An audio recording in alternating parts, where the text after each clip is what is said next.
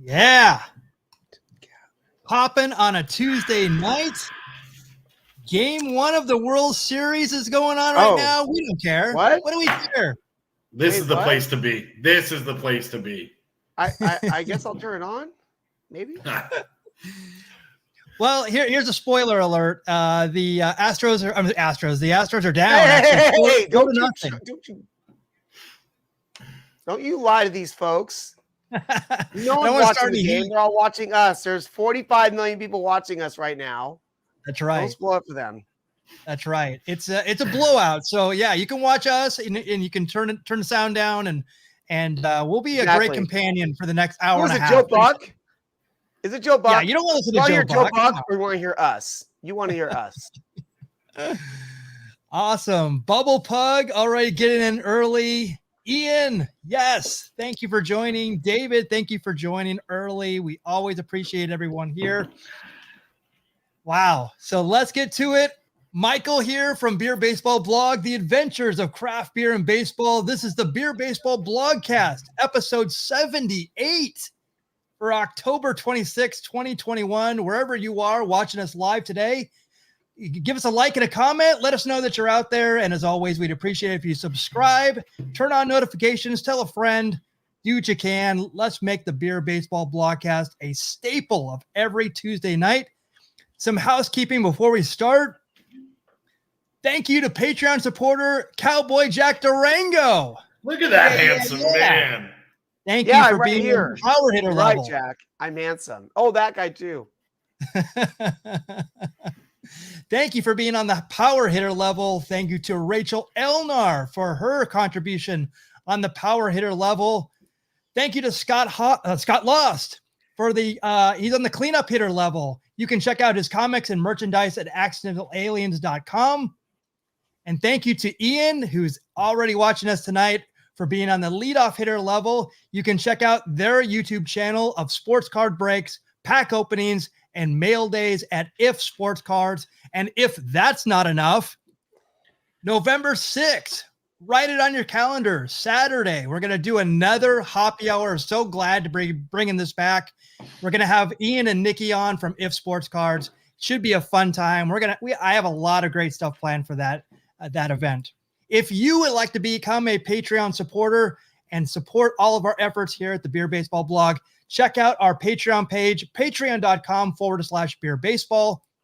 And you can support us by buying stickers, buttons, beer coasters on our Etsy page. Search Beer Baseball on Etsy. Here is the lineup card for today. Leading off is the Goodwill Ambassador and the Sultan of Swig here at the Beer Baseball Blog, Cowboy Jack Durango. How you doing, man? I'm doing great, brother. I'm doing great. Better than I deserve, as they say. I'm just say, yeah, better than you deserve, sir. Somebody's salty because tonight. The earth is my earth is still recovering from your call last week. Your earth shattering call. Okay, hold on. Yes. I don't know a lot about baseball. So I really just thought, okay, I looked it up. I looked at all. They were nobody thought they would win. So I thought if I called them winning and they did it, I would look like a friggin' genius. But instead, I look like an idiot, which is fine because I don't know anything about baseball. It's fine. Hey, Kevin, he's the Sultan of Swig, not the Sultan of Swing. He does not call his shot. Obviously not, but you know what? He takes a lot of swings. This is true. I learned that from being around the man. The man does take a lot of swings. And, he's not Mario Mendoza, but he's definitely not, he's no Rod Carew. All right. Listen, when I go fishing, I fish with dynamite. Okay. I'm not a precision shooter. Okay. I can tell. I can tell. Sir. I love it. My earth was shattered when the Red Sox lost. I'll just say that. Well, mine My too. earth was shattered. It's gonna be even more shattered when the Braves win. Oh, we're not talking about that. Oh, no. I'm not talking about that. Well, he's had a lot to say already, and he's had a lot of beer already. He is the field correspondent and senior research analyst here at the Beer Baseball Blog. Kevin Lyon, welcome. Hey, great to be here. Happy Tuesday, everybody. Hope you're enjoying us and maybe watching the game, maybe. Again, it's a companion. We're a bit of a sidecar tonight. So I know it's not. See, maybe we can do like one of those like alternate commentaries where we can just talk over the game. You know what I mean? Yes. Whatever's happening. Oh, look at that pitch. It could be a commercial right now. I don't know that. But all good fun. Thank you for everyone for joining us tonight. A bit like Bob. Thanks for joining us. Cheers, everybody. Yeah. All right. So my name is Michael Mondragon, and I am your humble host for tonight. So let's get to it. What are we drinking tonight? Cowboy Jack Durango, I'm going to let you go first. I am drinking a uniquely Arizona Papago Cherry Blossom Wheat Ale. Also, and thank you for a couple weeks ago, you told me about the independent label on the back of the can and bottle. That's all I shop for now. I just look for that and then I buy it. So this, man, I gotta tell you, I'm very big into seltzers, much to Kevin Lyon's dismay, and ciders. It's a rib. Just lovely. It's refreshing. It's crisp. It's got a cherry flavor to it, but you can tell it's a wheat ale. It's to die for. Yeah. It might be a new staple in my beer fridge. Awesome. Well, it's awesome that you did this because one of my first explorations in craft beer, I remember it was like in probably the middle 90s. Sam Adams put out a cherry wheat beer, and that blew my mind. It definitely changed my perspective on beers. And so the fact that they have one of this, I definitely want to get this one. I mean, this is from Huss Brewing. It's 5% ABV and 12% IBU. And their cherry, this is a cherry blossom beer, but they have a lot of other popular beers there as well. They do. Yeah. I've seen, they have an orange blossom, which it's decent. I thought it was good until I tasted these cherry blossoms. They are off the charts. Next time I have them, it's going in a glass with a lime on the rim. Ooh, look at you. Yeah. Oh, fancy. I'm a fancy boy. 100% real cherries too. So it's not like, so you're getting all that great cherry flavor. So question, is Papago the name of the cherry then? So when I first saw the can, I thought maybe Papago was the name of the brewery because I never heard of a Papago cherry. No, it's Huss Brewing, but I think Papago is this. It's actually something. It's actually like Indian related. Okay. It's like an Arizona thing. Well, I laughed because the last I heard from Jack, he sent a photo of a cider saying shilling. So everything I posted for tonight said, I'm like, oh, he's having the cider by shilling. Like, oh, that's not what I thought he was having. Yeah. But that looks really good. Right. You both swerve on me, brother. This is well worth it. I'll load up on this stuff for when you guys get out here because it's not too filling. It's crushable, as they say, sessionable. Yeah. What's the percentage on that? 5%. 5. Right on. Yeah, that looks like a 5. Right on. Very good. Yeah, good stuff. So Kevin is throwing caution to the wind. Let me tell you. So because I had an opportunity where I got work early. I went to my local brewery. I pre-gamed, and I come home and I'm like, oh yeah, I got this one in the fridge. So Stone traditionally several times a year make a beer. It's like enjoy by this date, and so this Halloween is Sunday, so I'm like, well, I gotta have one of these for Halloween. This enjoy by 10/31/21 is IPA hazy at 9.4. Yes. If anybody calls me online, beer. I already went to my local brewery because I got to work early, and they had a beer over there that I had, and I had one. Also, I drink. I'm like, oh, that's 7.9. So this will be a fun show, ladies and gentlemen. At least for me. It will. It will. I might have to be the co-host of this one because Kevin's going to go crazy. He's going to take over. I'm already trying to restrain myself. He'll be asleep. He'll be asleep in 10 minutes. So yeah, this is a. It has Citra, Mosaic, Amarillo, and Nelson Sauvin hops. So, and this is a great thing that comes out. It's only considered a double IPA, right? Let's see. It just says hazy IPA. It doesn't say a double. But whenever they do these, they're traditionally like really strong, like 9.4. Recently I had one, I think it was a Labor Day one that was an unfiltered IPA that was around 9%. These traditionally are around like 9% IPAs. They do not mess around on these. So the next time, I don't remember if they'll have one around Thanksgiving, but for sure they'll have one for like New Year's and possibly Christmas as well. But they do like 7 or 8 of these a year. And if you like stone IPAs, then you can find this is a good way to go. Yeah. In the description, it says refreshing dryness and huge tropical fruit flavors in this double IPA. So there you go. And drinking this, a double hazy. I'm sorry. And drinking this is actually pretty smooth. Like I wouldn't know this is a 9%er. I'm like, I drink this and I'm like, and I'd be like, oh no. And it's frighteningly fresh. You didn't get that on the picture there, but frighteningly fresh. Yeah, I like that too. And yeah, it's one of those like what I term as a creeper beer. So it's like, like it'll hit you. You're like, whoa, what happened? Yeah, you'll see me on the floor. Actually, you won't see me on the screen by the end of the show. Yeah, that's the Zodiac killer of beers. You're just having a good time and boom, down. Yes. So it's my beer is what you're saying. Yes. So this is my beer for tonight, and actually I'm going a little bit off track for myself, but actually it's what I found out it's actually right in line with what I love. So this is Powerful Arrangements by Indie Brewing out of Los Angeles, 6.5 ABV, no IBU listed. It's a West Coast IPA brewed with Pink Boots. And if you're not familiar with Pink Boots Society, it's a nonprofit organization with international membership, which supports women working in the brewing profession, especially creating craft beer. So it's super fruity, super floral, and totally dank. And it's really super good. You can see the color. It almost looks like Kevin's. So it looks pretty hazy, but yours is a little bit darker. But this one, oh my gosh.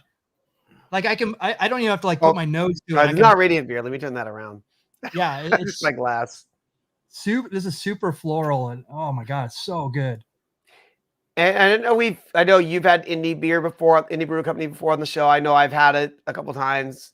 It's a good underrated spot. You know what I mean? And I'm trying to remember, Michael, where exactly is that? I'm spacing out on where it's located. So it's just south of like where we go in downtown LA. It's just south of there. Actually, Angel City. If you know where that area is, yes, sir. If you go a little bit east and then straight south, it'll be right there. And so it's more in that area. So it's south. I'm gonna look it up to remind myself. So when you say it's a Boyle Heights. So Boyle Heights, which is more or less like kind of east-ish LA. East-ish. Yeah. Okay, good. That's good to know because what are we gonna say, Jack? What I've had of them, I've really enjoyed. So it'd be nice to go in person at some point. So when you say floral, does it have a floral taste, or is it how it hits your nose? Define floral for me. Both. Really. It's like if someone put like a rose in here, and so I'm like tasting that type. Yeah. So I'm tasting like it's like it smells rosy and it's got an earthy taste to it. Huh. So that's the romance beer then, huh? Oh yeah. It's all right. definitely you just love already. Next time it's definitely kissing the inside of my mouth. That's for darn sure. Next time I upset one of my mini ex-wives, instead of sending flowers, I'll just I'll send 4 of these. Here's a powerful arrangements is a thing out here, but you know what? I'd like to send if I can find a girl to send a powerful arrangements beer to, then I'm steady. I'm going to be happy now. You want to take 4 or 5 of my ex-wives, buddy? You can have them. Done. Ooh. Right on. Jack, on. Okay, Jack. That's not for the best knowing my record. Good point. It'd save me some alimony. So let's get to it. This is this day in baseball history. October 26th is the date we're looking at. October 26, 1911, with a 7-run 7th inning in Game 6, the A's win the World Series, coasting to an easy 13-2 victory over the Giants to win the World Series. In that game, let me back up. In that game, pitcher Chief Bender goes the distance to get the win for the A's. Now, let me re-emphasize this. Chief Bender. Cowboy Jack Durango, you may have another moniker. We may have to make you the new Chief Bender of the Beer Baseball Blog. Uh-oh. Hey, nobody can go on a bender PC? like me. Is that PC? I think I call it my Wade Boggs monster. I loved inside me. When I saw I thought that, nowadays Chief they have to Bender, call him the Guardian Jack instead of Chief Jack. yes. You know. Oh, that's right. Yeah. Hey, man, I'm native, brother. October 26, 1949, the San Francisco Seals of the Pacific Coast League, infused with some major league players, complete an 11-game trip to American-occupied Japan, drawing more than 500,000 spectators to the games played at Tokyo, Nagoya, and Osaka. Wow. Lefty O'Doul, the team's 52-year-old skipper, personally asked by General Douglas MacArthur to organize the first post-war peacetime cultural exchanges between the two nations due to his warm relationship with the Asian country, will be enthusiastically greeted by the Japanese fans, including Emperor Hirohito and Prince Akihito. Oh my God. This is nuts. It's so, This is super crazy. This is only 4 years, after, let's not talk about what happened to Japan, but 4 years after America destroyed parts of Japan. I'll leave it at that, but wow. Yeah. And that's amazing. It's not even a major league team. It's the PCL. Yeah. So Jack, you gotta realize It's the first Pacific Coast League. Yes. Mm-hmm. So no major league team even came over to the West Coast until a decade later when the Dodgers came over to LA. Oh, okay. And so at this point, the Pacific Coast League, which still exists now in a different form, but Pacific Coast League was more or less the closest thing to professional baseball anybody had in California and the West and the Pacific Coast. Those teams in LA, San Diego. It's amazing players came through, but wow. But that's why the easiest way to bring the Seals over to Japan as opposed to bringing the Yankees. But do we have a lot of teams doing excursions for exhibitions in Japan, or is this? I mean, this is a big, maybe once in a lifetime deal for an American team. I think because of the timing, this is really unique. There were times in the past where they would do something called barnstorming, where it'd be a group of all-stars would get together and travel around the world. Like I know at some point in the show previously we showed, was it Babe Ruth in Japan? Yep. Yeah, we actually had a Babe Ruth playing a barnstorming tour. And Lou Gehrig, I think. Yeah, Lou Gehrig. Thank you. And Lou Gehrig. Yeah, that's right. I was trying to remember. I thought it was Lou. And it was just like an all-star team of like players in 30s and 40s. And think about that, trying to go from, I would assume they're flying out of California to go to Japan in the 1930s. Cross-country flights was barely a thing back then. So I don't know if they took that or took a boat, honestly, back at that point. Yeah. And also it's those barnstorming weren't like Major League Baseball affiliated as well. They were just doing them like on their own, essentially just organizing it. So like same thing with this. I mean, this was this was like, I don't know. I'm trying to think of something comparable as probably like going to Iraq and playing baseball or something like that, or being a major professional wrestling company and going to Saudi Arabia, right? Saudi Arabia, right? Exactly the same. Right. But no, I mean, this is really cool, man. Like a nice little, it looks like everybody was kind of there for it, and considering the time period, like what a neat historical trip. Yeah. And I saw this on eBay, and I was actually thinking about picking this up as like, it just looks like a really cool, like little magazine about it. So Yeah, it's definitely sparked my interest in just seeing what it was. October 26, 1949. Yeah, I wonder if we could find any footage of this. Like, Oh yeah, I'm sure it exists. yeah. Actually, I'm sure that something. Whoa, we have. Is that a Sportflix card of Steve Carlton with like? And it's a pretty cool picture, right? That's a great October picture. 26, 1982. The Phillies 37-year-old southpaw Steve Carlton, who is 23-11 with a 3.10 ERA, wins the Cy Young Award for an unprecedented fourth time.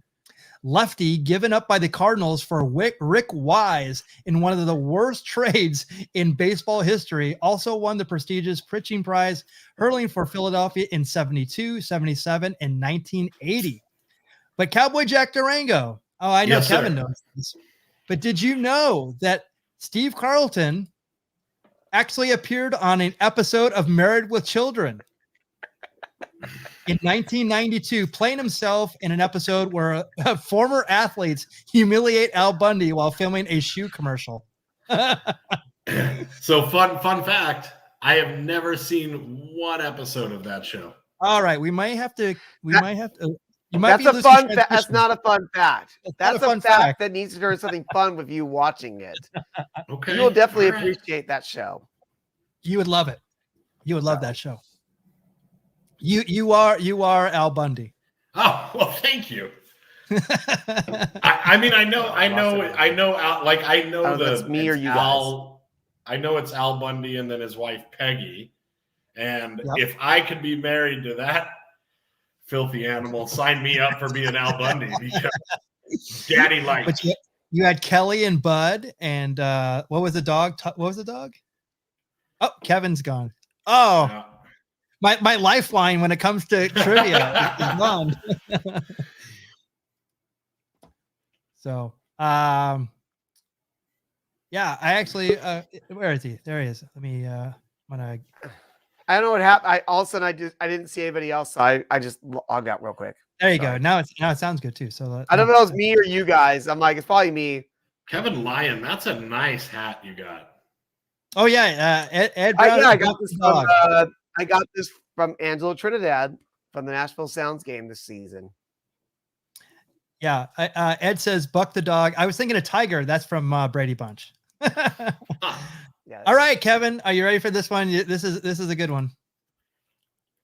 October 26, 1985, Game 6 of the World Series. Don Denkinger's controversial ninth inning call at first base enables the Royals to beat the Cardinals 2-1. That's actually not true right there.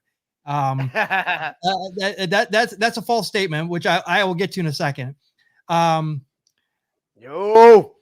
Yeah. So actually this is okay.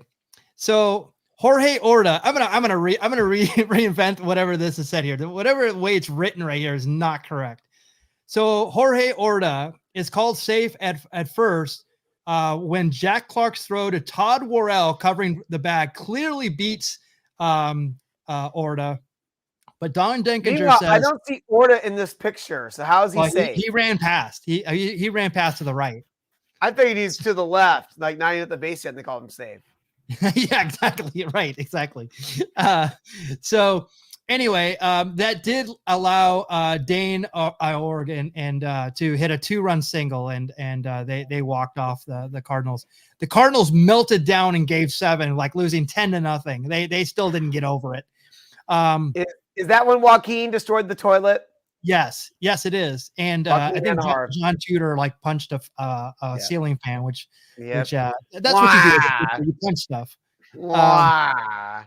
Anyway, I only say this because when I was 15, this was like the biggest deal at the time. I've since backed off. It's a human call, it's a human game, and if there was replay, it would be overturned. But actually, this made the series, really. It was like something that was definitely a big part of it. And, I actually talked about yesterday on our quick pitch that without these little incidents, like baseball wouldn't have kind of like the controversial, we still talk about this game to this day. Otherwise, if the play is just made and the Cardinals win the World Series, it's just like, oh, okay, Cardinals win the World Series. But these colorful things actually enhance, these series, even though it was bad for me because I'm a Cardinal fan. And to that, not only am I wearing a Cardinals jersey, Todd Worrell, very good. I'm wearing a Todd Worrell jersey. So those are the types of things. It is what it is. But I mean, when it comes down to umpire, that's what's a little bit more frustrating for me. It's just I'd rather be a player on a field who makes a mistake or something happens with the players. I'm more. It's a little more frustrating with an official who causes something to happen that totally changes the entirety of the game. That's all. Yeah, I would agree with that, but I'm also thinking about it too. It's like it's a human game. So there's two teams playing and you have humans judging it, and they influence the game just as much as anybody else in the game, right? So if you think about it, like everyone wants to get the call right. But even with replay, we've been finding out like they don't get the calls right. So if you're not going to get the calls right, even with replay, like leave it on the field, make it up to the umpires, make it up to the make the person who runs the instant replay be like the be all end all. You know what I mean? Jeez. Right, exactly. So everybody talks about robo umps, but I'm like, I actually am not in favor of that. I actually want it to be on the field. If the umpires are good or bad, you have to work around that too. So, Jack, what's your opinion on this? Man, I like automation. I grew up welding and all this, so automation really changed the game for my field. And I don't like a bad call. I think it soils the game. I mean, it leaves something to talk about, 30 years later, but I want to see the right call. And I mean, if Facebook has given us anything over the last few years, it really tells us what we should be doing. So yeah, let AI do it. So Michael, yeah. Would you rather have the Cardinals win this World Series, or would you rather be talking about this play right now? Like, I'm okay with this play. I mean, again, okay. I'm 35 years removed from it. Wow. And I actually have a better perspective on this because I'm just like, when I saw this guy, Don Denkinger, they actually did a kind of a not a documentary, but a little thing on him. Man, he had death threats. He had, his family, that was the horrible part of this. You know what? I like a good death threat on an umpire. That's, you know what? I want to change my answer. I want human umpires because I enjoy a good story, not death threats over a baseball call. Like, if his children had to get, if you remember then again, last week we talked about the Angels Red Sox World Series in playoff series in '86 when Donnie Moore gave up a pitch to Dave Henderson that changed that series, and then 2-3 years later, Donnie Moore committed suicide, and then that's the extreme other result when it happens something like that. Hey, Kevin, cheers, thank you. We were laughing, and then you really just brought it down. Really, of course. Hey, aren't you guys glad you're not watching the game and you're watching us? Well, apparently it's 5-0 Braves. John is in the chat, and he's the biggest Braves fan I know, and he's in the chat with us. So there you go. Go Bravos. Yeah, and ask John about the what was it, 2013? The infield fly to the outfield. So we talked about that on the show a couple weeks ago. As all of us baseball fans, we all have something where our heart were broken. So that's when you know you're a baseball fan, right? Wow. So let's bring it back. Let's bring it back to another time that the Braves were in the World Series. October 26th. Break some hearts. October 26, 1995, before Game 5 of the World Series, Commander Ken Bowersox, who is on board the Space Shuttle Columbia, throws the ceremonial first pitch.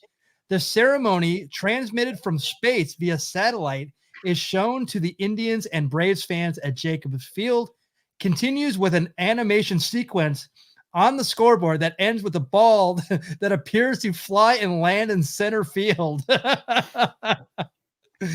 Forgot That about is awesome. That's tremendous. Yeah, totally. They Very need to bring good. some of that back. And by the way, that is the actual size of the space shuttle that he was on. Right. Wow. Well, I- the CIA used shrinking rays that they developed through Operation Paperclip and MK Ultra to shrink him down to fit him in there. But that's for another blogcast. Yes. I don't want to get worked up. So did they shrink the ball too? Because I don't know how else he could have thrown it from the ship. Exactly. Dude, it's physics. When it passes from zero gravity space, It's when all you work. take a baseball and you just put it in shrinks. space, it shrinks because of lack of oxygen. That's a heck of a ball though to make it through re-entry, you know? Yeah, it's a heck of a pitch. Yeah.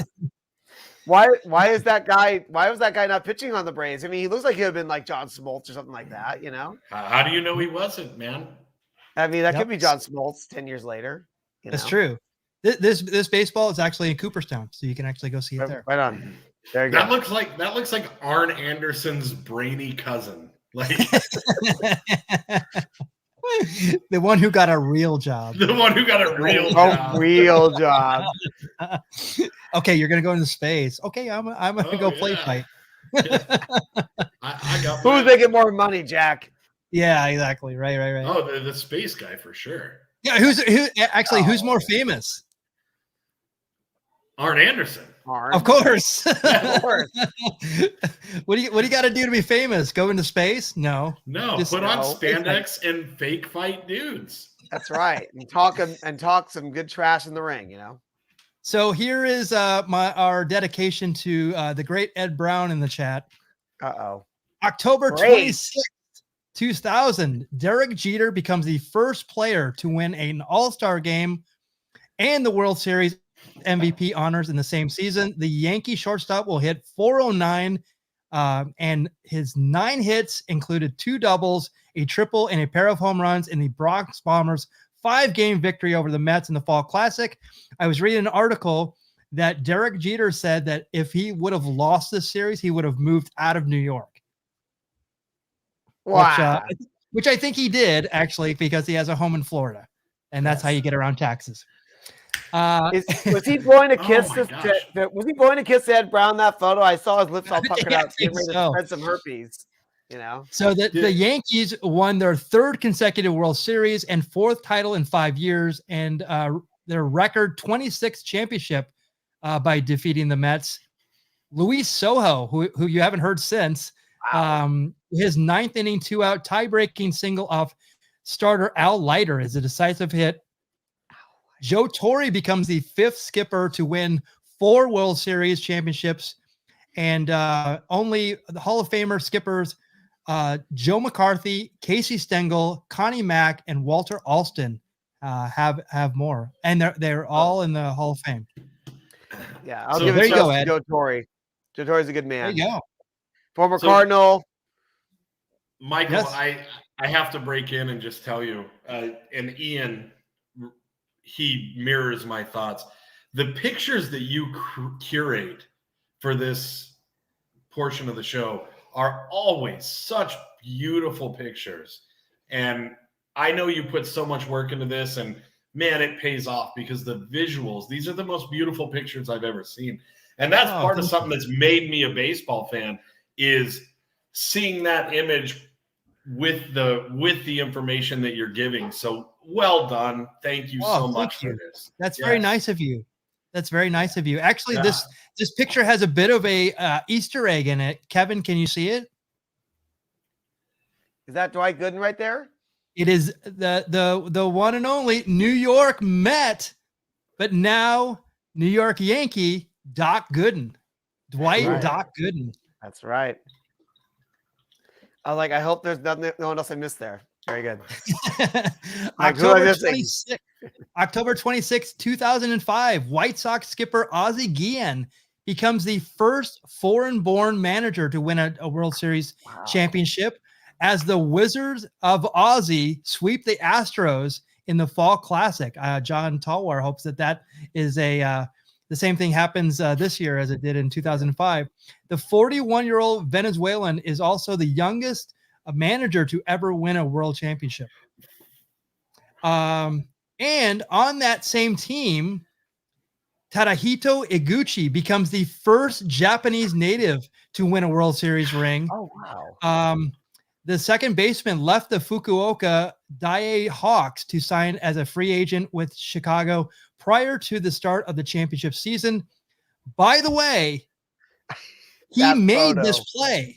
This play went for an out. That photo is just... Isn't that awesome? It's like amazing. It's superimposed. That's like a superimposed photo. I'm like, it is. Real? It doesn't even look how real. Is that real? He actually made this play, but it was because Benji Molina was running to first. There you go. There you go. I think even Jack could have ran that out. Yeah. Yeah. Well, no, I don't know if you guys remember, but when I play baseball, I don't wear shoes. And I usually have a cigar and a couple of beers in the back pocket. So yeah, but look, I'm not doing a lot of running. I'm really kind of counting on my power game. All right. Yeah, Bubble Puck says 10 for 10 on the camera work. I agree. I don't even know how they even get these shots. Like, do they every single play, every single strike? Do they take a picture? It's amazing. I just know because I take pictures too. There's a lot of effort that goes into this. Yeah. So October 26, 2005, that same day that the White Sox won the World Series, Bobby Valentine becomes the first foreign manager to win a Japan World Series in the 70-year history of Japanese baseball. Sweeping the Hanshin Tigers, the former Rangers and Mitt skipper leads the Chiba Lotte Marines to their first league championship in 31 years. Now, Kevin, you know that championships are all well and good, but Bobby Valentine's greatest moment was when he was kicked out of a game on June 9th of 1999 and actually came back under disguise back into the dugout. Stop it.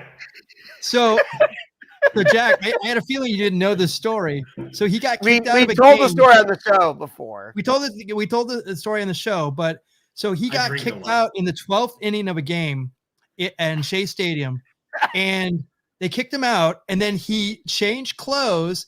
He put, the eye black that they put underneath the eyes. Right. He made that as a mustache and came back and sat in the dugout, and then subsequently got actually suspended for a couple of games. Oh, that's the greatest move in baseball history. I can't think of anything better than that. Well, you know what, Cowboy Jack Durango? Yes, sir. This man should be in the Beer Baseball Hall of Fame, and I wish you had the slide ready. You realize through his efforts in Japan, there was actually a beer made after him in Japan. Oh, really? That's right. Yeah. We talked about that on the show too. Yes. Yeah. Yeah. So I didn't pull that one. Beer that they made after him in Japan for his efforts for the Chiba Lotte Mariners. Yes. So I'm thinking at the end of the year, we're going to have, and I even put this in my notes. Bobby Valentine gathers Beer Baseball Blog Hall of Fame consideration with this move. Yes. I think at the end of the year, we should have like a whole thing where we have we actually start our Hall of Fame where we induct people. And please, everyone who's watching or following along, follow us on our social media. We got to put the vote out there. We got to put some nominations out there.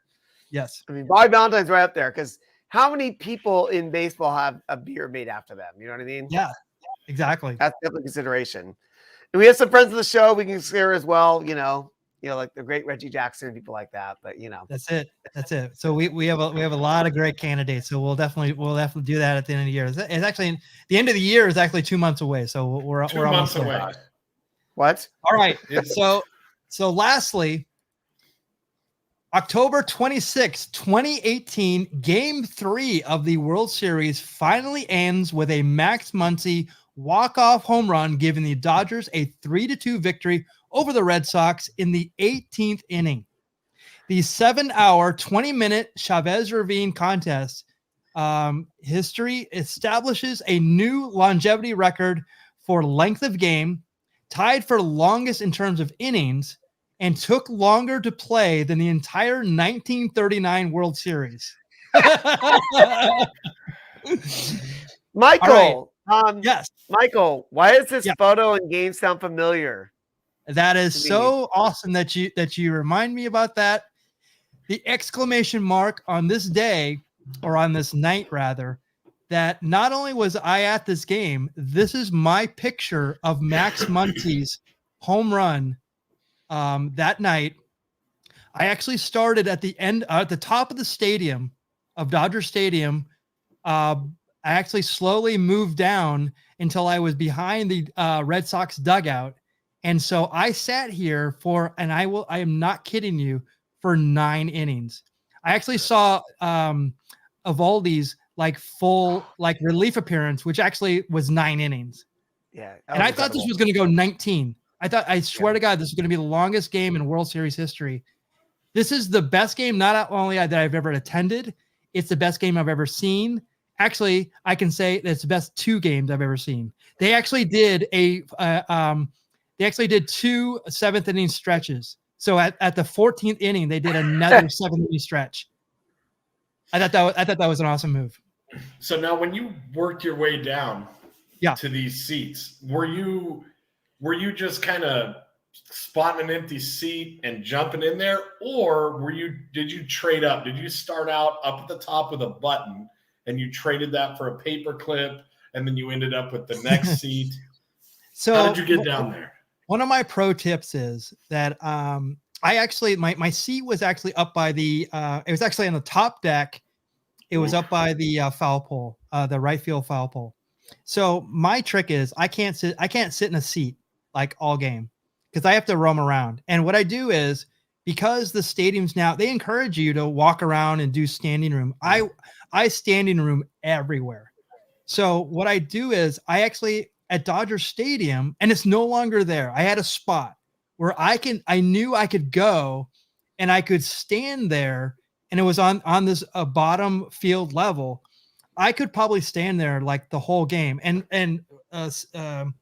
lean back against the wall, because the biggest thing is standing there and you get tired on your feet, right? Right. So I actually had a place where I could actually kind of lean on, and I could actually take some time, take some weight off. But it was perfect, because there was a certain point when they change where I can actually probably right at the end of the game, because of the blog, I could actually go and film right at the end. And I actually, the last outs, the last pitches. So I did that in the 9th inning, and I never left. Nice. And, so I scoped it out. Yeah. So technically, you're not seated. That's what I was gonna say. You're not seated. You're at the end of that section. I'm not seated for a lot of it, but then at the end of this, people left because they think that it's gonna be over, or they're trying to beat. It was 12 o'clock at night too. Yeah. I mean, this game started 6, I believe, and it was 12 till 30. Yeah, it was. I think it might even been this game ended around 1 a.m. Pacific. Which I'm 5. Oh my gosh, you're on the East Coast. It started at 5. That's what it was, because it went past midnight, right? Yeah. So it was crazy. It was awesome. Now imagine you're living in Boston. You want to watch this game. It's oh my God. Imagine you're at a bar, and I don't know what time bars close in Boston. And I'm but here in California, they close at 2. Can you it's imagine? Boston. They're open 24 hours. You need to leave the bar? No. While the game's going? They're open 24 riots. hours. No. Yeah. Yeah, it's Boston. That's what those people do. They drink. Well, and also Boston lost this game, so they're probably bitter. But actually, I think this is the last game that Dodgers won in that series. Yeah, it was. This is a beautiful I think it was the only game they won the series, right? Oh, sorry. Was it a 5-game series or was it 6? I don't remember. I think they won either 4-1 or 5-1. I think. I'm sorry. Regardless, 4-2 or no. I don't think they won one game. I think that's the only game they won. That's what I was saying. Yeah. So I'm the cooler. Dude, this is a beautiful picture. So Dodger fans, you should blame him. Yeah, that's a great photo. Well, this my ultimate goal with the Beer Baseball blog is to create a picture book. So this is obviously one of my signature prints. And Bubba Bug confirms what I said. She said it was 4-1. That was the only game that Dodgers won. So that's what I thought when I was thinking about that. So it's the only game that they won. Yeah. All right, so let's get to it. This is Baseball Card Sharks. And with a big win last week, I move into first place. Kevin, second place. Cowboy Jack, still with a goose egg. That's not good. It's okay. It's okay. No, it's Remember, fine. Hey. You're getting. Hey, you know what? Look at your winning percentage. You're doing as well as the guest. All right. Yes, that's true. It's true. I should just combine that. You should. who Baseball knows? I card mean, check rules. Because Ian might come on and win, and then that could change everything. Oh, you know. Actually, we should have Ian and Nikki play separately. So, like, Yes. Oh, there you go. There you go. All right, so this is the baseball card shark rules. We're going to draw 11 cards. We're going to put them on the board, 8 on the board, and then 3 on the bench. We work from the bottom, and then it's a high-low game. We'll walk you through it. As always, let me get this out of here. I'm going to remove this. I'm going to put this here, and there we go. All right, so guys, what are we doing? We're going to do position players, or are we going to do pitchers? We're doing pitchers. Going to do pitchers. We've done hitters the last 2 weeks. Okay. So we got pitchers. What's the stat that we want to go for? So, may I ask you, what are these cards, by the way? Because you didn't mention what these cards are. This is 1991 Topps. Oh, we got this, I believe, through Ed Brown, friend of the show. Oh no, this is no, not this one. This is Oh, yeah, sorry, this wrong is set. yeah, wrong set. But this is actually like a wax pack. So I took them out of the pack. Oh, okay, right on. We can I just know have Ed them. gives a set around this time. Sorry, Yeah. but my bad.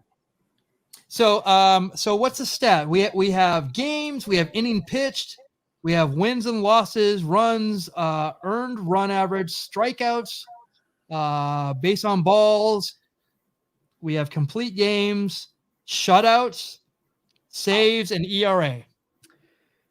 Hey, Jack, Yes, sir. because you're 0-7, can we go with losses? Yes, absolutely. Ooh, someone's flexing. Wow. No, that's fine. Who wants to Well, go wait. first? Wait, whoa. Because, that's a negative stat. Do we go most losses or least losses? Oh, Ooh. Because a better pitcher would have less losses. Jack, I'll leave that up to you, sir. Less losses. Done. All right, let's stick so with the least quality. losses. Okay, Let's pick up Michael Mondragon and not Cowboy Jack in this thing. All right, I see where we're going here. so who's going All right. first? Kevin Lyon is. All right, Kevin, you're going first. Okay. sure. So, in the words of David Letterman, I have to make this disclaimer. This is an exhibition, not a competition. So, for God's sakes, please, no wagering. First up, Bill Landrum. Bill Jack, Landrum. Ignore my text I sent you, okay? I do all the time. Don't worry. Jeff Gray. I'm gonna bang some trash cans, so you know I'm gonna bet on this, Jack. Okay. Dwayne Ward. Wow, we Oh, have a here's- plethora of all-star pitchers I here. know. Melito Perez. You're making it From sound like the Melito Mariners. Perez is an all-star compared to all these other guys. Yeah, Bill Swift. Oh, Will here's Swift is mine. the best pitcher in this group so far. That tells me So, something. You know? Scott Erickson, I believe he's a rookie this year. If I'm not mistaken. Oh, here's a veteran, Bob Walk. Oh, Bob that's- Walk. Yes. That's not a name that you want as a pitcher, just like Homer Bailey. You don't want Bob Walk. Yeah. Yep. No, he was a good veteran. There you go. Tommy Green. And on the bench, get your beers ready. We got Mark Lee. Not Timothy Leary, but Tim Leary. That's the most excitement Mark Lee's name has ever been announced his entire life. So good job. And Xavier Hernandez on the bench. Oh, Timothy Leary.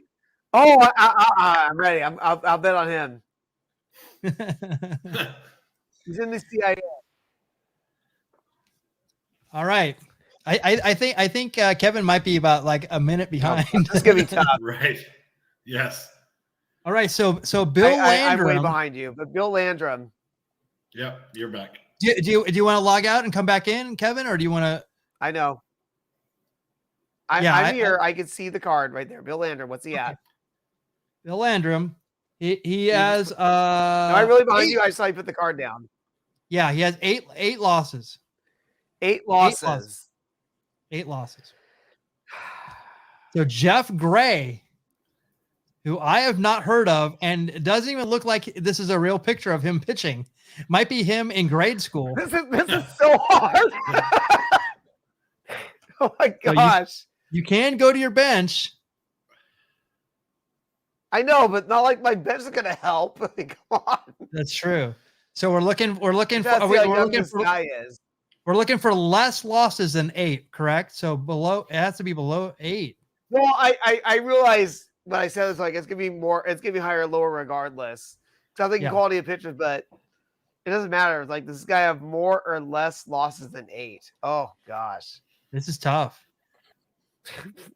I'll just go less. I have no idea. Let's just go less. You look like a young kid.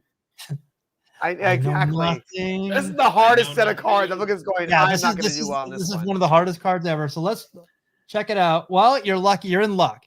I said less. Yes, he has 4. He has 4. Wow. Yeah. Hey! There you go. He's a better loser than Bill Landrum. Yeah. So Dwayne Ward.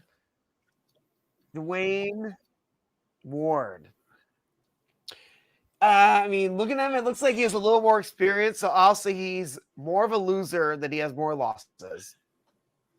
So he has more losses than. Oh, I really am behind you guys. I'm sorry. Yeah. Yes, go ahead. I'm more. gonna put this down. Go ahead and leave and then come back in, Kevin. This is a solid. This is how I feel every Tuesday night. I don't know anything. They're all blind guesses. I love it. Well, you know, for as much as we know about baseball and as much as everybody else in the chat knows about baseball, it's tough. I mean, like, I wouldn't have known. I've never heard of Jeff Gray. And actually, if you look at his statistics, like he only played with that. Actually, he had a cup of coffee with the Reds, I think, in 1988, like 2 years before. So, like, who knew that? But this guy is like a career minor leaguer. So there you go. So Dwayne, from what I know of Dwayne Ward, he's a veteran. So my guess is that he's going to have more losses. Right. Yeah. So Ian says, I know way about modern baseball. Right. So, oh, well, that's awesome. So we're here for you. We're here for you, Ian. We'll teach you about all the nuances of baseball. Love it. Yeah. Oh, through the chat. He says he's restarting, but he's going to say he has more losses. So I'm going to go with this. I'm going to keep the show rolling. He's going to say more losses. Well, than 4. That'd be pretty easy. Well, he's right. He has 23. Wow. 23. Wow. So he's doing good. So the Beer Baseball Blogcast just got meta.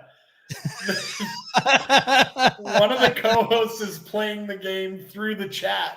Like, trippy stuff, man. Yes.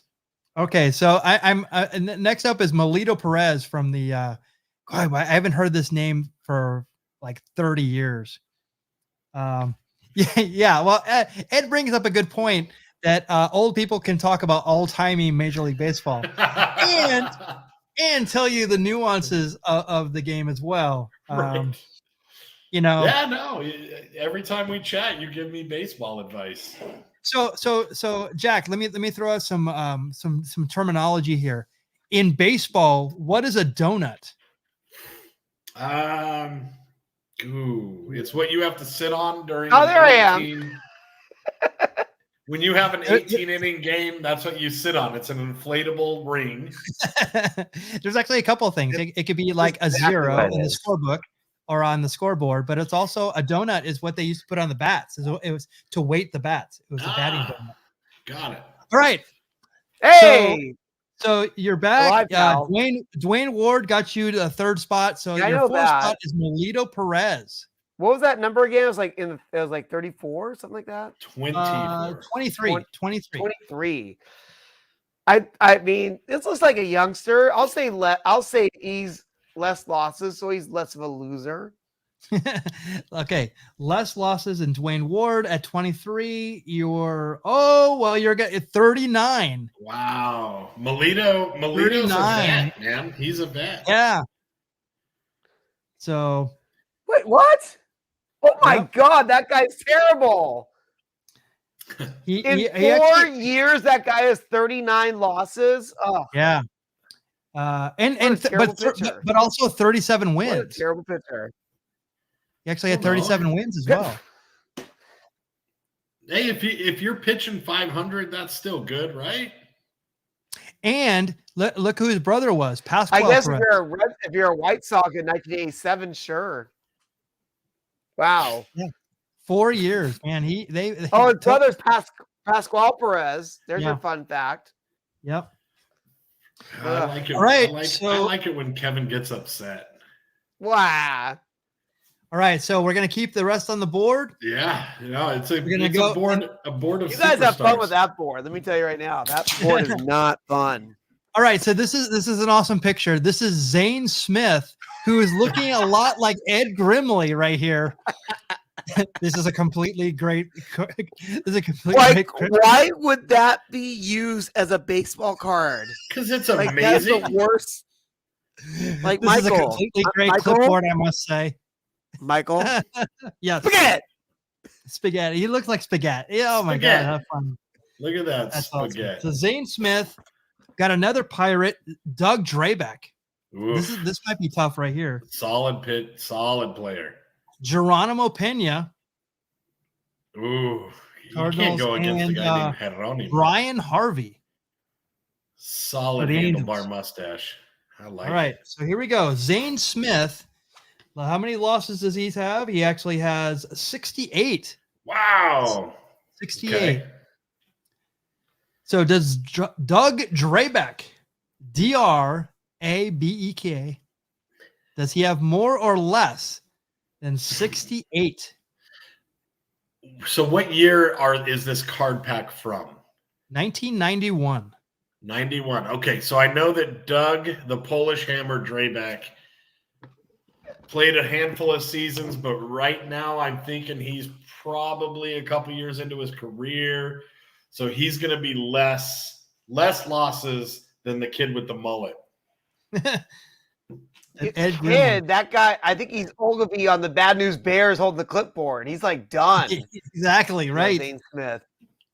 Okay, so 68 is the number to go under. And you are exactly right. 45. You got it. Wow. Nicely done.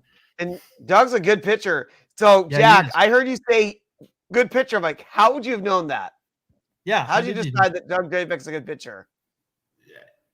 Dude, you don't get on a baseball card with a name like Doug the Polish Hammer Drabeck unless you can play ball.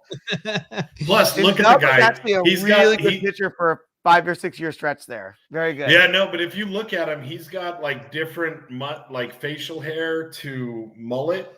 I think his mullet is like a sandy blonde, and his roots really show in the handlebar.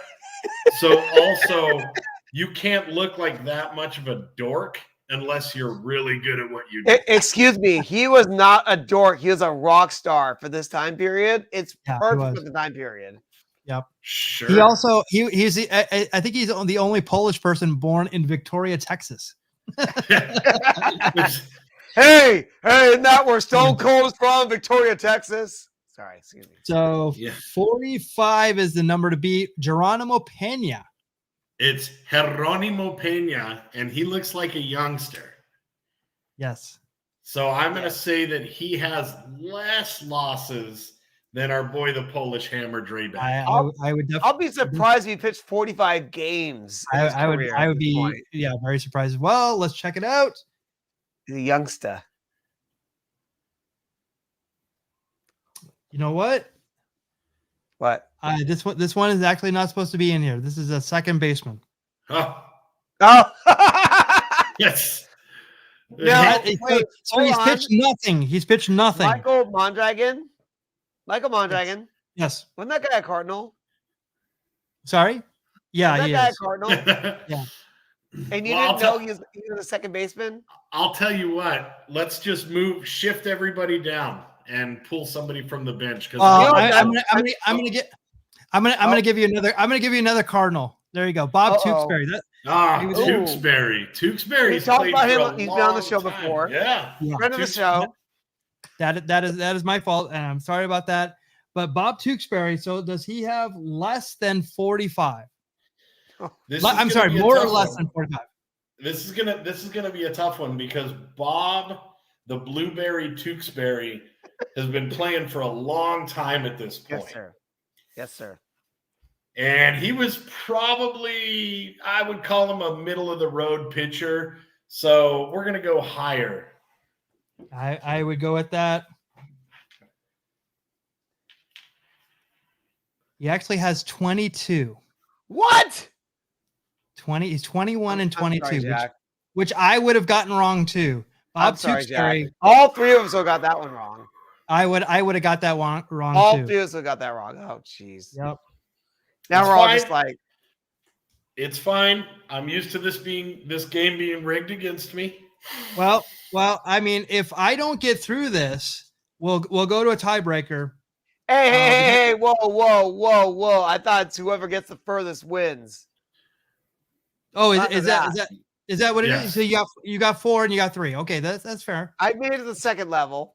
Gotcha. That's me trying to steal Jim the game DeShays, Barry Jones. Is that pitcher? It is Reggie Harris. I'm looking at the P's Harris. now.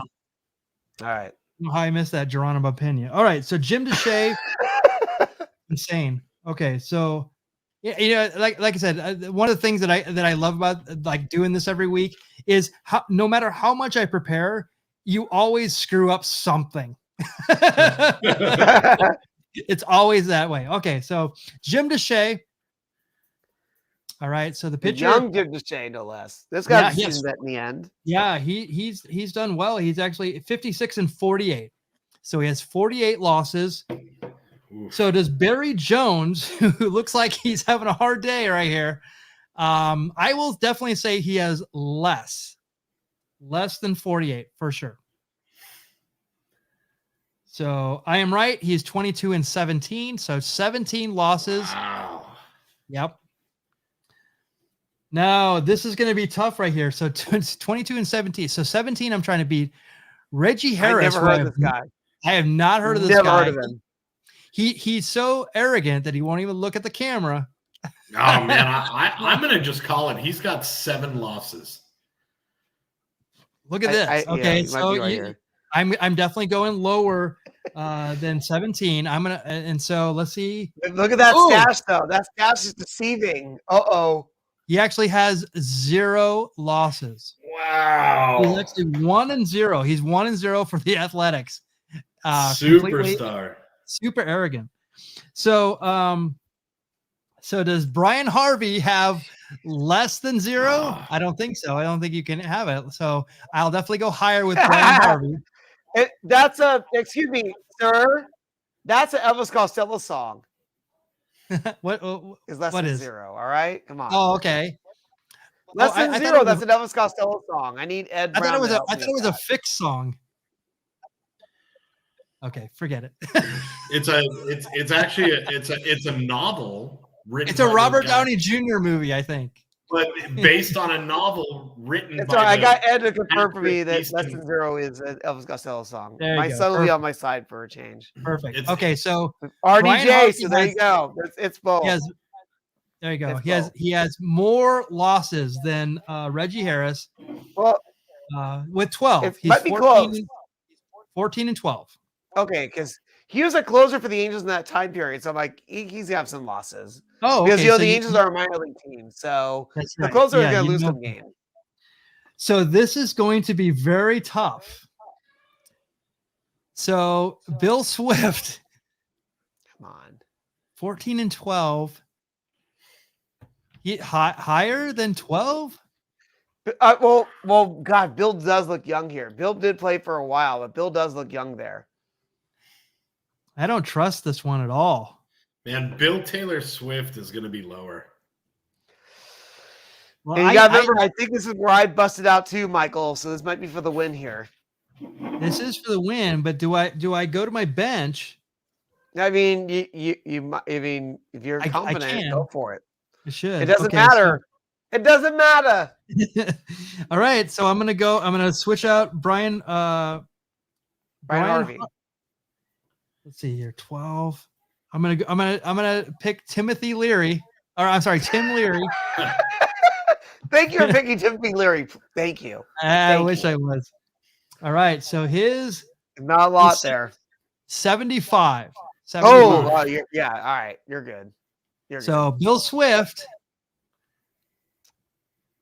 Ooh, I'm so glad I did that. 38. Wow. Told you higher. I told you higher. I would have. Timothy Leary gave you the win.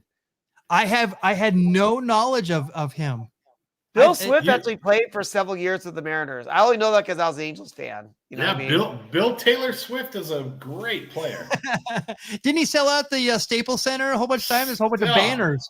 There's actually banners for Taylor Swift at Staples Center for selling. Really? Because of Bill Taylor Swift, yes. Much like Timothy Leary on the Dodgers there, you know, was in the CIA or whatever. Fun fact, Bill Taylor Swift, his middle name is Taylor, and he's Taylor Swift's great uncle. I didn't know if you guys know that. That's the kind of baseball knowledge I bring to the show. Love it. Love it. We could not pay anybody to have that knowledge. You can't. Hey, you know what's even better, Michael? He pays us to bring us that knowledge. Right. Yes. Right. And Ed brings up a really great stat here.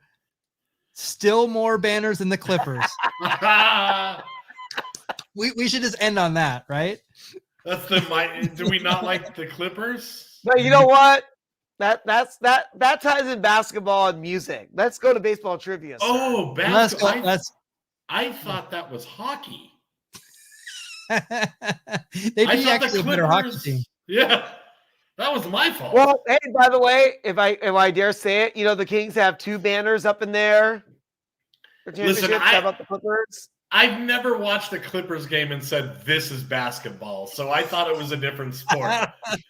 Baseball trivia. Michael Mondragon won Card Sharks tonight. Well done, sir. It's all rigged anyway, so. No, it's absolutely rigged against me. I'm the greatest mind in baseball history. Of course it's rigged. Sure. Yeah, no, this right, is the CIA. So let's do baseball trivia. Let's test your knowledge of baseball in the chat. Please, I mean, you can Google if you want, but no. We'll know. We will know. Yeah, we have an eye on you, but definitely give us your answers to this. Let's start out with, since the World Series, we're gonna go with Atlanta and Houston. First off, for Atlanta, who is the all-time pitching leader in strikeouts for the Atlanta Braves? It's too easy, Drill Sergeant. Of course, it's too easy.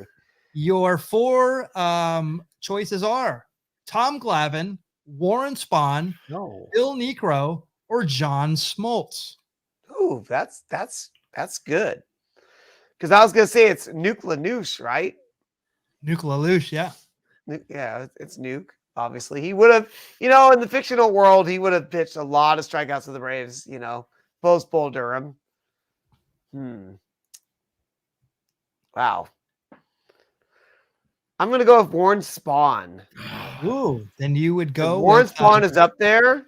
Oh. You know, because the Atlanta Braves would tie in with the Milwaukee Braves. Am I correct? Yeah. Hopefully I'm right. I'm right on that. So yeah. You have sports cards going with Glavine. Originally, I was thinking Phil Niekro, but then when you put Warren Spahn, then I'm like, see, now here's the worst part is I was going to go with Warren G. Spahn. Oh, wow. But because that's already taken, I'm going to take the road less traveled and go Phil Niekro. Yeah. Because you know what? I was thinking Phil first. That's the Warren Spahn. I think it's Warren Spahn. You know, Jack. Yes, Jack, sir. you and I can agree on one thing in our lives. You know that, right? What, that beer is good? Well, that too. But I mean, on trivia, we can agree. Yeah. Well, game. Yeah. No, I'm just saying no, we can't. can. No, we need a definite winner. We need a definite winner. Okay. Hey, fair enough. there ain't no good guy. There ain't no bad guy. It's just you and me, and we just disagree. Oh, babe. Oh. You're so handsome. You know what's funny, and Michael? I think silver that's the tongue second, devil. Michael, I Yes. think that's the second time that song has come up on this show. Oh, I'm sure. I'm 100% sure. Yeah, I know it has. I can't remember who sings it, but it's like, oh god, There I know I ain't looked it up no good guy. There because ain't I no- looked it up the last time you quoted that song, and I'm like, I couldn't remember who sings that song. I'm like, oh gosh, why am I looking this up? It's not like Gordon Lightfoot or something like that. Or Something like that. I think I was literally looking at the lyrics. There's only you and me, and we just disagree. And I was trying to look There it you up go. in the song. Yeah. I'm gonna hashtag do the research while you tell me it's Warren Spahn because that's the answer. All right. Is that an endorsement for Phil Necro? What? That is. I guess So so. he's saying Phil Necro, most nail files thrown from the back pocket. That's his Joe, brother. sir. That's his brother. That's his brother. Anybody else want to go for it? Or I'll give 5 seconds. Bubble Pug 5, had Warren Spahn. Ian had Glavin. 3, 2, and the answer is John Smoltz. Oh wow! Wow. Really surprised me. Woo! Multi got us all. Yeah, Wow. Smoltz has 3,011 strikeouts. Phil Necro second with 2,912. Warren Spahn 2,493. Glavin 2,091. Maddox 1,828. Kid Nichols 1,680. Of course. This one totally surprised me. Julio Teheran 11,000. Wow. I'm sorry, 1,184. Vic Willis, 1161. Jim Hutney, 1157. And Tim Hudson, 997. Yeah. In the top 10. 2 good years barely is all it takes to get up there. Yeah. All Yeah. right, So that Mondragon. really surprised me. Just to clear your soul, because we talked about this. Yeah. The song is by Dave Mason. It's called We Just Dave Disagree. Mason. Yes. Okay. That's just for you and me. Because we just disagree, you know. All right. Question number 2 in the trivia. Who is the all-time pitching leader in wins for the Houston Astros? Oh, Remember the Houston Astros with the Houston I Colt? have 45? 2, and I hope they're both on the board. All right. I have one. I know the answer. Number 1, Larry Ah! Gerber, Mike Scott, Joe Necro, Oh. and Roy Oswalt. So we've had the Necro brothers in both. Yeah, in I both love you years. have Joe in here. That's tremendous. That's a red And herring. Larry Dierker, which I didn't know. I knew this, but I didn't know that he was a pitcher for the Astros. Yeah, he was he's a actually pitcher, the manager for the Astros at one point. Yep. So, you know, it's funny because I'm thinking like most people are like, oh, where's Nolan Ryan? I'm like, oh, he's not even in this top 4. Yeah. And Yeah. there is a name in this top 4 who was the other guy I thought of, but now there is a name that really threw me off here. So I'm trying to figure out how long this guy was with the Astros. Ooh, look at that. Ian Yes. going controversial. Yeah, good Larry Dierker. Good job. I like it. Yeah, I love it. I like it. Yeah, Oh. no, that's See, Aw. now American that's a Officer. controversial pick, Bubble by the Pug, way. you stole my joke. That's a good joke. Solid Because- joke. Hey, Cowboy Great Jack. minds think alike. Cowboy Jack, fun fact, in my shoot job, brother, I was actually a teacher of Mike Scott's granddaughter. Oh. The I Astros. saw Mike her. Scott? I saw her. I The saw guy from The girl Office wear- or the baseball player? what? The No, guy no. from the. The pitcher, sir. Because Oh. I saw the girl wearing the Mike Scott jersey. I'm like, oh, Mike Scott, and his mom, her mom, saying right next to her. She looks at me like, no, Mike Scott. I'm like, of course I do. She's like, yeah, that's my dad. I'm just like, what? Oh, What do you mean, Did Mike you Scott? get? Did you get an autograph? No, I didn't meet Mike Scott, but Mike Scott was a very controversial pitcher in this period. Well, no, I mean, I know because I'm your personal friend that you carried on a illicit affair with his wife, but did you get an autograph from Mike? Or no, I never met Mike Scott. Huh, but Mike Scott's a very good pitcher. I can understand why. I can understand why. I mean, Mike Scott's a very good pitcher this time period, but it's very controversial because there's a lot of allegations against him about allegedly scoffing the ball or whatever he was up to. And I was thinking of him initially, but I'm gonna go with Roy Oswalt. Ooh, that's okay, dude. I don't like playing this because I was gonna go with Roy. Don't call me Patton Oswalt, but because you said that, I gotta go with Mike Scott, please. Go with Mike Scott. Michael Scott from yes! Mifflin. I'm gonna stick. So I'm gonna stick with Bubble win. Bug. Either way, I win. All right. So no love for Joe Niekro in his Emory boards. Yeah, the Niekro's in both questions here, and you would have been right if you would have said Joe Niekro. Wow, Joe Niekro has 144 wins for the Astros. That's the leader for the Astros, which is that's not a lot. Nope. Roy Oswalt 143. I knew it was because he was with him for a long time. That's why I went with him. Oh well. Larry Durker 137. Mike Scott 110. J.R. Richard 107. Nolan Ryan 106. I can't believe that. Don Wilson 104. Shane Reynolds 103. Bob Nepper. Haven't heard that name in a long time. Come on. Yeah, I've heard Bob Nepper in a long time. Yeah. That's 93. And then Wandy Rodriguez 80.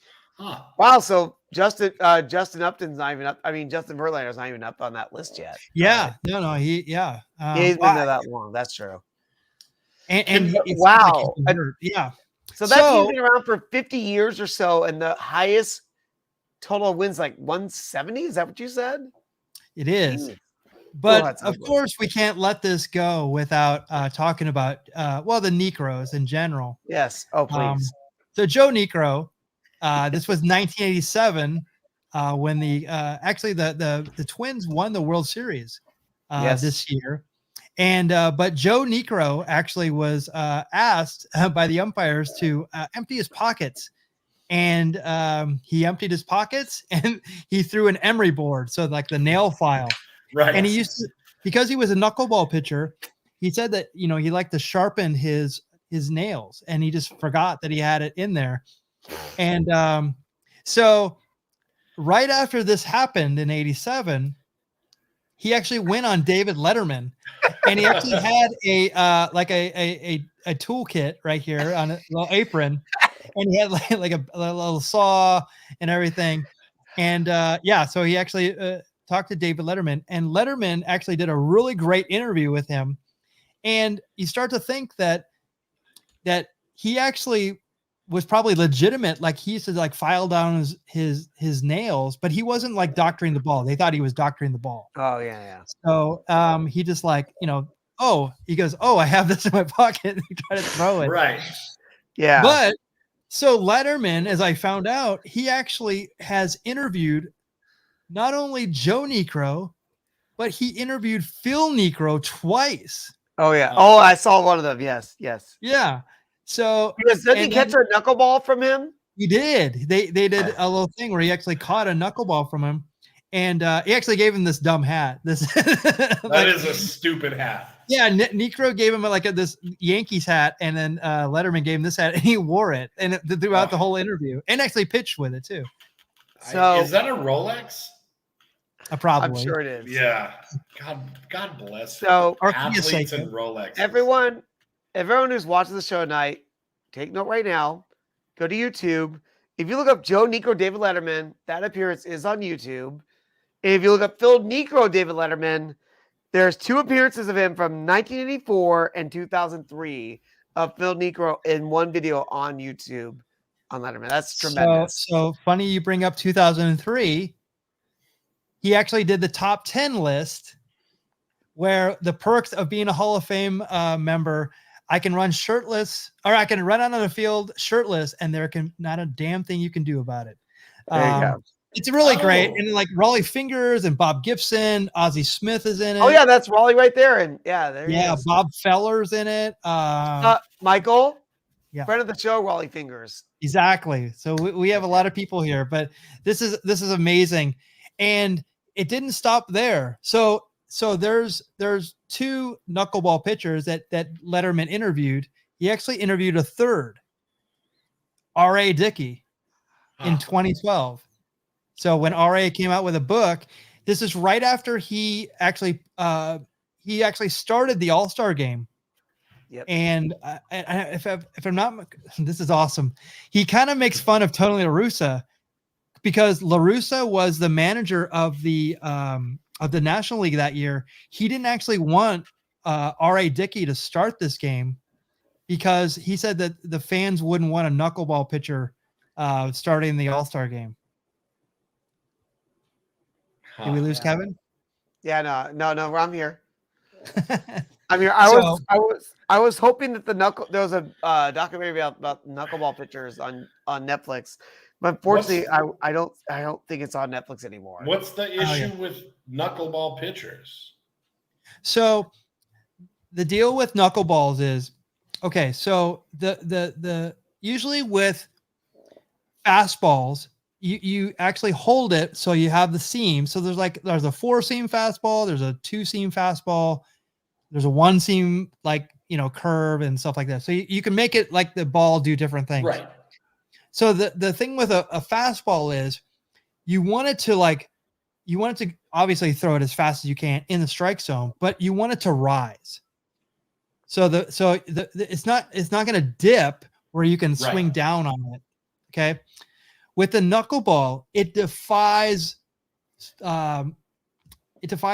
logic and science and math and all this other stuff. Oh. Basically, what you're trying to do is you're trying to throw this ball without making it rotate.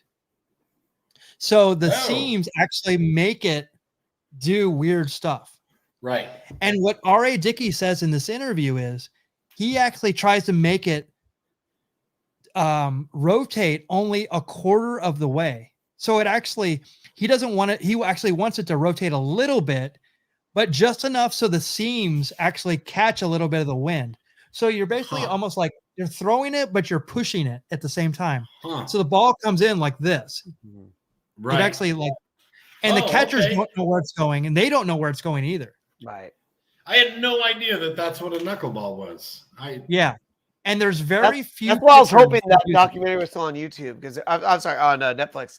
Those documentary about knuckleball pitchers and just talking about what they're going through. Because you look, R.A. Dickey's not a young guy here. You know what I mean, that's why Phil Niekro and Joe Niekro was able to pitch in their mid-40s, because they were able to throw this pitch that was almost unhittable. You get in the right place. You know what I mean?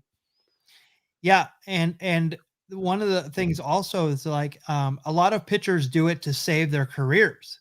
Right. Like Tim Wakefield is a pitcher, the last one, but he was gone. But R.A. Dickey was the last one of the last. There's no one now. There's no one going that route.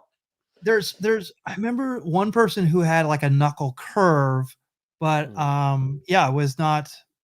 But then you have a lot of pitchers nowadays who are blowing their arms out in under 5 years, and it's just like, that's man, you know what? You get some finesse in there, learn some tricks, you might be able to just pull something out to extend your career. Because gosh, I mean, that really started in the 90s with like the Kerry Woods and the Mark Pryors of the world, who these guys are throwing amazing fastballs, but then their arms are done in like 3-4 years. It's a shame. Yeah, you see that a lot now. A guy named Jordan Hicks for the Cardinals is a perfect example. A guy threw 100 and over 100, and his arm's gone. And that's what I'm saying. Great, you go 100 miles per hour, but what do we do in 2 years when your arm is done? Yep. You know what I mean? So now, and they're saying, we have a new kid to bring in and blow his arm out. I'm like, no, that's not okay. That's not the way it should work. Does the knuckleball take more of a strain on the body? Because it's almost like learning how to skip a rock consistently. Got it. And so there's no manual of how to be a successful knuckleball pitcher. Although the Niekros, they did it really amazing with it, but it was during a time when it was more accepted. Right. Like nowadays, like There's I don't think no one. you There's no one. I don't there's think there's no, anybody. no one doing it. It's almost like underhand free throws. Like Rick Barry, like was the highest percentage of free throws. Yep. Doing it like what would be considered granny style, Sure. and no one does it anymore. It's just a lost art. But I mean, just to get that velocity, though, I mean, the way you explain it, like pushing the ball. Yeah. I'm trying to figure out how to do that. Man, So it's like so a get this. shot put, right? So R.A. Dickey says his fastball was 85. His curveball fastest 82. Wow. Which is crazy. Isn't that crazy? Like to me, I'm like, I couldn't even touch that. And like for like Major League, that's like I'm gonna just knock that out of the park. You know what I mean? So but he has a great knuckleball, and he won a Cy Young, didn't he? I believe he might have. You're absolutely right. I think he did. He was a pretty great pitcher there for a while. Yeah. So think about this. Like they won't even look at you if you can't throw. Like if you can't throw over 90, they won't even look at you. Yeah, exactly. But so like he's saying that you throw a knuckleball 82. That's almost like 100 miles an hour. Oh my gosh! Yeah, for a knuckleball, right? It's really wild.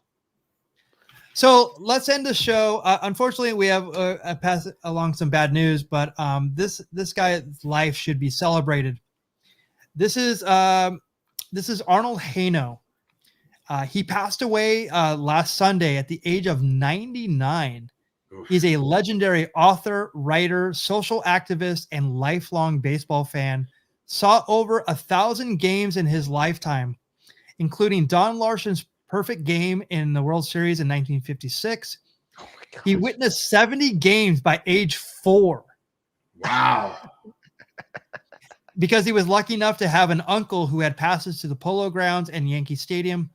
He saw Babe Ruth play and even pitch a complete game. Actually spoke to Babe Ruth. He interviewed Jackie Coogan. He interviewed John Wayne. He interviewed John F. Kennedy. And Kevin and I know him from the baseball reliquary. He's in the Shrine of the Eternals as a member, but also he's the only person who's the Hilda Award winner for fans who go above and beyond the Call of Duty. The only person to have both of those honors. He penned the iconic baseball book, A Day in the Bleachers, which describes inning by inning the strategies, heroics, and rhythms of the opening game of the 54 World Series. That is the World Series where Willie Mays made this amazing catch. But later in 2015, there was it's called Haino, A Century in the Bleachers. This is for free. If you go to our Twitter page or our Facebook page, there's a free, you can watch this for free. This guy is so awesome. And this is so cool to watch. And I see like all of us, like him. And we just love baseball and we're always going to be there. And he just experienced life and baseball and was a huge activist and really was a great writer as well. So he's super respected. I highly recommend it. Kevin, do you have anything that you know about this? I didn't really know much about it until I forwarded the information. And I was like, oh my gosh, like just read about him. Like, wow, this guy lived quite the life. And I'm going, oh my gosh. Like, how many people are alive now who said they saw Babe Ruth even play? I'm like, oh my gosh, that's just an amazing thing to think about. You know, not many nowadays, unfortunately. Yeah, he talks that he actually I'm going to check this movie out. Yeah, it's like less than an hour, but it's totally worth it. I watched it really fast before the show today, and it was like so awesome. And of course, it was like the last 5 years of his life, but it's like he seems like just like you can see like the life in him. Like when he talks about baseball, like he just lights up, and it's the same way we do. It's like we're just accumulating all these memories and all these like I don't remember anything that happened in 1983. But if you talk to me about 1983, who are the baseball world champions? The Baltimore Orioles. And I started Right, remembering, Baltimore I'm like, oh Orioles. yeah, I Right. have those Over baseball cards. the What's that? who they beat? I was gonna say who the Orioles beat that year. Was it the Phillies? Come on, Michael. That's actually Yes, it was. Good job. Yeah. I thought I was because they won the Phillies won It's it the in Phillies. 80, but they beat the Phillies in Yes. 83. So Yes, sir. but those are the things I remember. Jack, you but weren't if alive ask me yet. about- I'm sorry. But if you ask me about 83, like I don't know what went on, but like somewhere about baseball, those are like the moments and times that I remember, like the baseball cards, and I remember all the things. 1983 is when Return of the Jedi came out. So like all these different things that I associate pop culture are more they're in my mind, but like the real things that were happening in 1983 when I was 13, like I didn't know. I don't remember a And bit. meanwhile, he's at like Polo Grounds watching like I not like Lou Gehrig or something like that. I was like, I can't say Lou Gehrig because they've been the Giants, but he's seen like some amazing National League players there. But he actually did watch the Giants and the Yankees, so he actually saw like both of those living in New York. I mean, like that's. I'm saying he's going to Polo Grounds. He's seeing National League teams on the line. Oh my gosh, there's amazing players he would have saw in the 30s for sure. Yeah, like a Hack Wilson or something like that. You know what I mean? Right. All these players that And I'm like trying to think like, wait, everyone I'm thinking of was American leaguers. I'm like, wait, who's a National Leaguer? Hack Wilson. That's a great American leaguer in the 30s. Yeah. Or like, Dizzy Dean. He probably saw Dizzy Dean talking about your Cardinals. You know what I mean? Yeah. Yeah. So he saw the Gas House Gang when it was like, yeah. When it was like, it probably wasn't even the Gas House Gang at the time. And who knows? So, he was a young pup then, much like me. Yeah. So almost made it to 100. If he would have lived to March, it would have been 100. But like what? Yeah, it's totally amazing life. Right. And we all can hope for that. We all can hope for that. Exactly.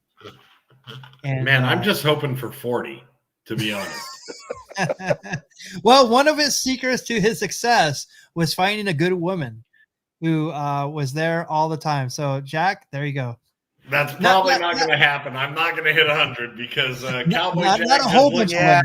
Mike. Yeah, Cowboy Jack just looks for the trouble. bad girls, and yeah.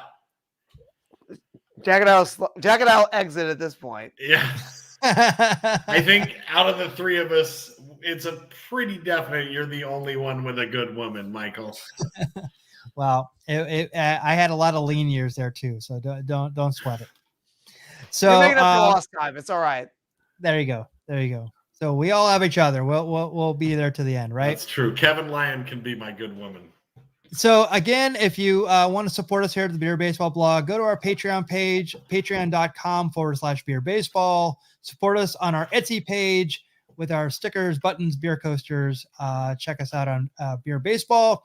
Here's our social media, all for free. Go there and check us out on Twitter, Facebook, Instagram, YouTube, and Twitch.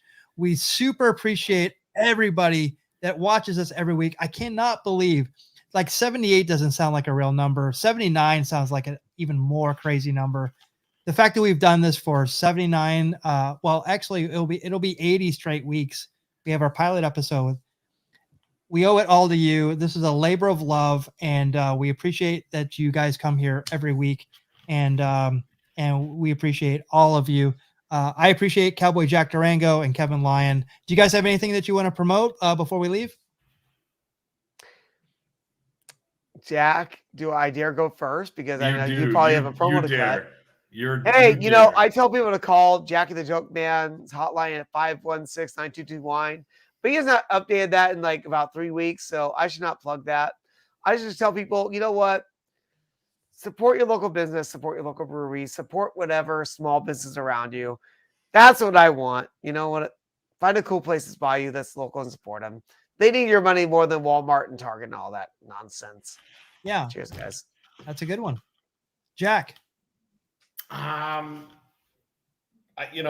kind of touched on it earlier, and Michael, you put so much work into this show, and no lie, brother, you made me a baseball fan. Like, this show has made me a baseball fan, and the amount of work that you put into this show, the pictures that you curate, everything is so perfect. The way you weave it all together. I just want to say thank you. Thank you, thank you, thank you from the bottom of my heart. You've made me love baseball. You brought this community together. We're growing. We're going to get stronger. I mean, man, 80 episodes. Crazy. So thank you. You have given us such a gift. You've given us a gift of community. I've become friends with everybody from this show. I mean, thank you so much. You don't get near enough credit, which is good because you do it so seamlessly. It doesn't look like somebody's controlling the show, but I know how much work you put into it. So thank you. So that's what I wanted to say tonight. I love you. Thank you. Michael. Yo. We got to give a shout out. Michael, you and we actually met up on Sunday, and we met former guest of the Hoppy Hour, the big hurt Alan Jepson. He came down from Vancouver, British Columbia to Los Angeles, and we got to have brunch and beer with him on Sunday afternoon. So I want to give a shout out to Alan Jepson. Yeah. And his friend Pitfall Jones was in town. Another good wrestler. That was a lot of fun, and we're making friends. We're making we're creating memories, and this has been awesome. And this has been obviously a very tough 2 years, but this has actually like really helped the therapy through this, and just talking about things we love and pop culture and baseball and just ridiculous. This has made my life better. Like I'm closer with you and Jack than I ever would have thought I would have been. So best night of the week, baby. Yeah, we got a good audience out there. Awesome. Well, thank you so much. We will see you next Tuesday for another Beer Baseball Blogcast for some more craft beer and curveballs. Good night, everyone. Take care.